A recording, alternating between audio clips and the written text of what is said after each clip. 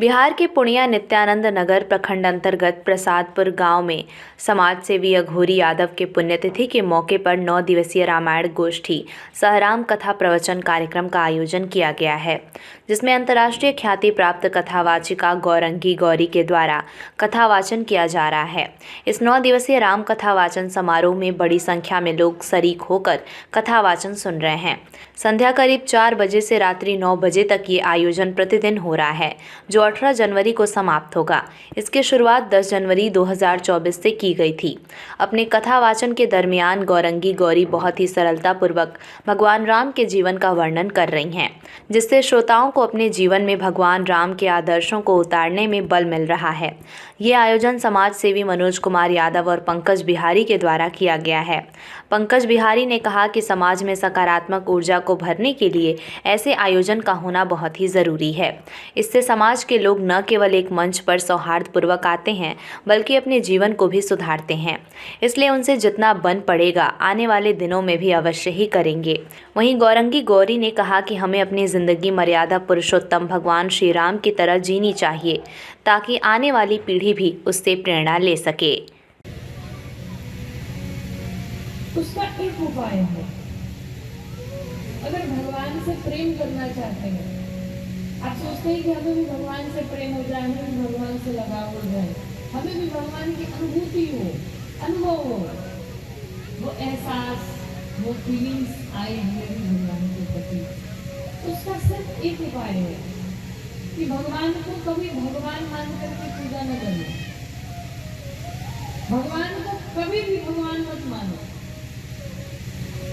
भगवान से अगर प्रेम करना है ना, तो भगवान से एक रिलेशन बनाओ, एक संबंध बनाओ, उनसे एक नाता जोड़ो, एक संबंध जोड़ो। आप उन्हें क्या मानते हैं?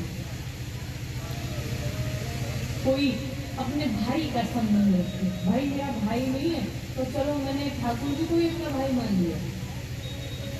जाकर उनसे कह दो आज के बाद आप हमारे बड़े भैया या छोटे भैया। अब एक भाई की जो जिम्मेदारी होती है वो आपको पूर्ण करनी है। बहन की जितनी जिम्मेदारियां होती है वो भाई उठाता है, भाई उसकी हर जगह रक्षा करता है, भाई उसका ध्यान रखता है। तो एक भाई बहन का संबंध जोड़ लीजिए। तो ठाकुर जी हमने आज से आपको अपना भाई मान लिया, अब आप अपनी इस बहन की रक्षा करें। किसी को बेटा नहीं है तो बार बार लोग होते हैं बेटा नहीं है, बेटा हो तो बड़ा आनंद हो। और एक बात बताएं, जो लोग बेटे के लिए रोते हैं ना, उनकी मूर्खता होती है। वो बेटा हो या बेटी हो, महाराज किसी से सुख मिलने वाला नहीं है। सुख अगर आपके जीवन में लिखा है तो आपको मिलेगा, अन्यथा अगर आप ये मान के चलते हैं कि बेटा आपका सुख देगा, बिटिया आपको सुख देगी, तो कदापि नहीं हो सकता। और देखिए, एक अगर लायक पुत्र निकल गया ना, एक लायक अगर बेटा घर में निकल गया तो कई पीढ़ियां मर जाएंगी। सब कुछ इज्जत मान मर्यादा सब सम्मान बढ़ जाएगा। लेकिन जिस बेटे के लिए कोई मन में छोड़ा नहीं, हर जगह जाके सब झुकाते रहे, भगवान एक बेटा दे दो, हे भगवान एक बेटा दे दो। और जिस बेटे के लिए इतना मरते रहे, पता चला वो बेटा जब बड़ा हुआ और उसने ऐसे कृत्य कर दिए, ऐसे कार्य कर दिए कि हम समाज में कहीं मुंह दिखाने लायक बचे नहीं। तो वो रोने से अच्छा है कि भाई पहले ही रो लो। जो जीवन भर रोओगे उससे अच्छा पहले ही रो लो, बेटा नहीं अच्छा है।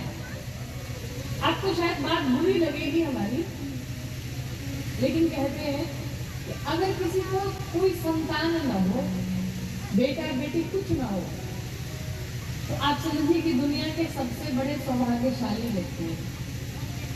जिसके जीवन में जितना कर्ज होता है ना, जितना उसने कर्ज खाया होता है जिसका, उतने बच्चे होते हैं, उतने बेटे बेटियां होते हैं। सब अपना अपना भाग्य लेकर के आए हैं और आपने जितने कर्ज खाए आपको चुकाना पड़ेगा। मेहनत करो, जो चाहे जैसे करो, पर करना तो पड़ेगा ना। लेकिन अगर भगवान ने आपको कुछ नहीं दिया है तो आप ये मान के चलिए कि ठाकुर जी चाहते हैं कि भाई तुम्हारे सर पे कोई कर्ज नहीं है, तुमने किसी का कुछ नहीं खाया, तुम अकेले हो, फ्री हो, बिल्कुल स्वतंत्र हो, आजाद हो तुम। और इसलिए मैंने तुम्हें आजाद किया है तो तुम मेरी सेवा करो, मुझे अपना पुत्र मानो, मुझे अपनी पुत्री मानो, जो इच्छा, जो तुम्हारे जीवन में जो जिस संबंध की कमी है वो मानो, वो संबंध जोड़ो भगवान से। और जब तक महाराज संबंध नहीं जुड़ेगा तब तक प्रेम होने वाला नहीं है। एक भाई का संबंध जोड़ लो, एक मालिक का संबंध जोड़ लो, एक भक्त का, एक भगवान का संबंध जोड़ लो, एक पिता एक पुत्री का संबंध जोड़ लो। जो आपके जीवन में संबंध की कमी, वो संबंध बनाओ। अब वो संबंध बना करके भगवान से जब प्रेम करेंगे ना, उनकी सेवा करेंगे ना, तो अपने आप प्रेम हो जाएगा, अपने आप लगाव हो जाएगा।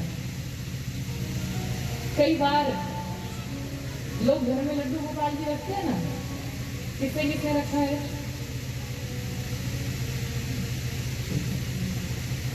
तो लड्डू गोपाल जी जब लोग घर में रखते हैं, चलो सेवा चल रही होगी, भोग लगा रहे हैं, भगवान पा रहे हैं, लेकिन अगर कहीं रिलेटिव में कहीं कुछ फंक्शन पड़ा, कहीं जाना पड़ा, तो इससे मैंने देखा लोग क्या करते हैं, ठाकुर जी चलो आज आप मंदिर में बैठो, हमको चले फंक्शन में, आज आप दूध पी के काम चला लो। क्यों? क्योंकि हम तो फंक्शन अटेंड करने जा रहे हैं। अगर ऐसा करते हैं आप, इसका मतलब आपको अभी उनसे लगाव हुआ नहीं है। क्यों? क्या आप अपने बच्चे को भूखा रख सकते हैं? क्या एक समय के लिए भूखा रख सकते हैं? आपको नहीं, बच्चा हमारा भूखा है, उसे तो बना के खिलाना ही पड़ेगा, तभी हम कहीं बाहर जाएंगे। तो अपने बच्चे के लिए जितना दर्द होता है हृदय में, अगर उतना ही दर्द ठाकुर जी के लिए होने लगे, तो फिर उनसे अपने आप प्रेम हो जाएगा, अपने आप जुड़ा हो जाएगा।